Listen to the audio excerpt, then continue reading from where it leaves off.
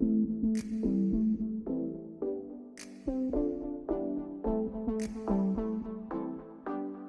people ask me what is Meow Wolf, I just say, you gotta go for yourself. For starters, Meow Wolf is an arts and entertainment company that was established as kind of this DIY arts collective in Santa Fe. They've been creating these immersive art experiences. When we started looking for a second location, Denver was the place that we wanted to be. Amazing art, amazing artists. Meow Wolf investing in Denver was a huge win. So you think about, they only have a couple locations across the country. And so it's so exciting to see Denver really show up as this international and arts-focused destination. There's 148 Colorado artists that have contributed to this, 350 artists overall. So it's like this labyrinth that you get through, and you can experience it in so many different ways.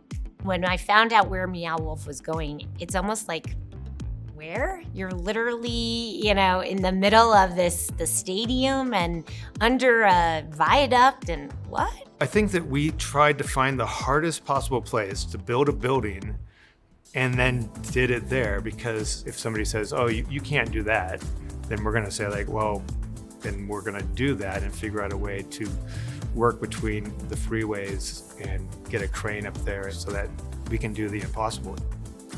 Meow Wolf is providing this amazing connection within the city, especially as you think about downtown. So not only have they activated the Sun Valley area, really connects these neighborhoods that previously didn't really have the opportunity to be terribly well connected.